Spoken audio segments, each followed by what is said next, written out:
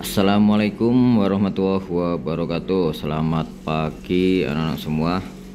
Pagi ini kita akan mempelajari bagaimana sistem pelumas pada engine itu bekerja.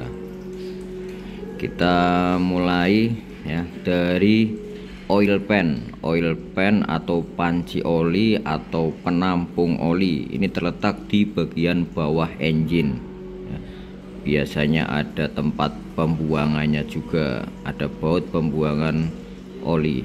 Nah, pada oil pan ini tempat oli berkumpul sebelum nantinya disalurkan untuk melumasi. Oli itu sendiri memiliki fungsi selain sebagai pelumas, dia berfungsi sebagai pendingin, pembersih, perapat, dan juga peredam getaran. Oli pada oil pan awal mulanya dia akan dipompa oleh oil pump ya.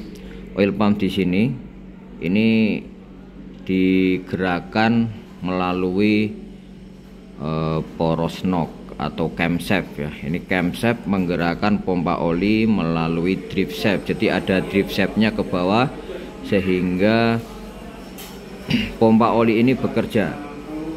Tuh. Ketika pompa ini bekerja, pompa akan memompakan oli. Nah, tentunya oli yang di dalam oil pan ini tercampur dengan yang kotor. Tapi biasanya kotorannya akan mengendap di bawah dan yang di atas sudah lumayan bersih. Meskipun demikian, oli tersebut tetap dia akan dilewatkan dulu ke dalam filter oil atau saringan oli. Disaring sehingga kotorannya tidak ikut naik untuk melumasi atau membersihkan. Oli yang sudah masuk filter ini dia akan bergerak ke atas ya, karena ada pompa, jadi dia bisa bergerak ke atas. Dia ada tekanannya, makanya tekanan oli ini diukur oleh oil pressure gauge. Oil pressure gauge ini mengukur tekanan oli.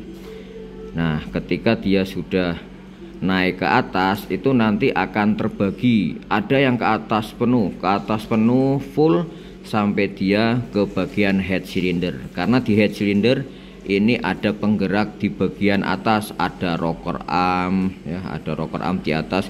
Kalau yang tipe OHC dan TOHC malah di atasnya itu ada camshaftnya juga. Cuma ini karena tipe OHV, camshaftnya masih di bawah.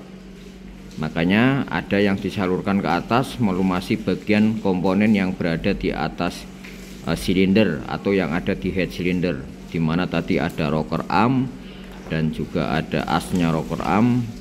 Kemudian ada push rodnya juga, ada push rod, semua nanti akan kena pelumas oleh pelumas yang tadinya mengalir ke atas.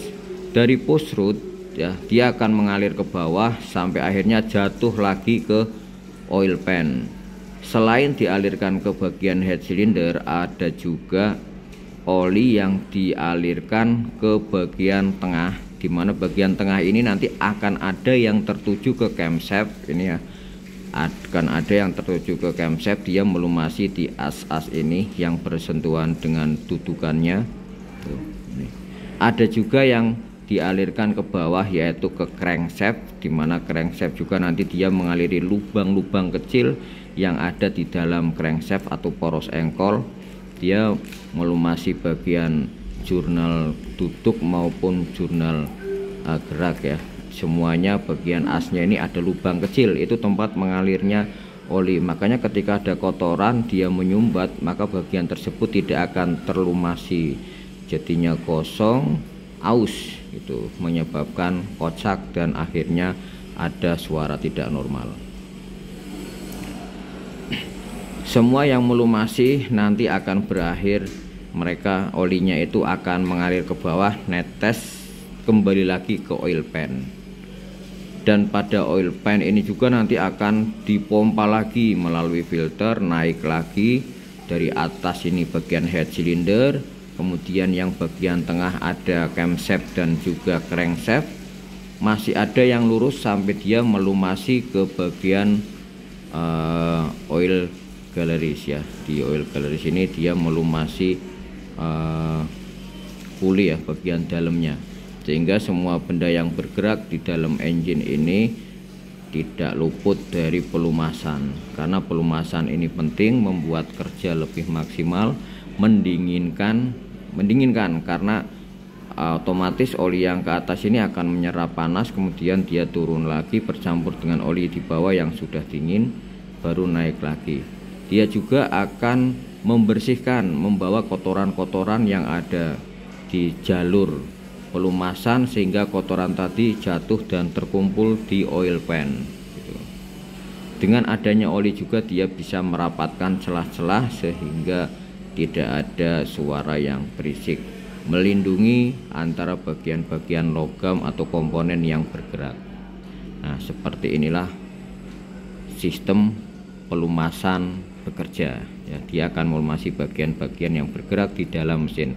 Sebenarnya tidak hanya menggunakan sistem aliran saja ya, yang ada di dalam bawah piston nanti ada yang sistemnya percik. Dia memercikkan sehingga melumasi bagian bawah piston. Ada yang dipercikkan, nggak hanya dialirkan saja.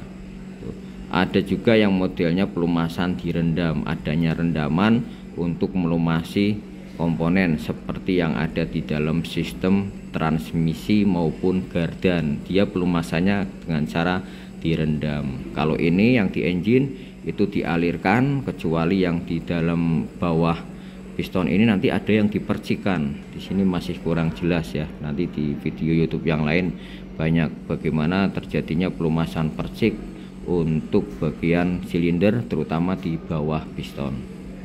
Seperti itu cara kerja sistem pelumasan pada engine. Terima kasih, salam sehat, salam sukses. Wassalamualaikum warahmatullahi wabarakatuh.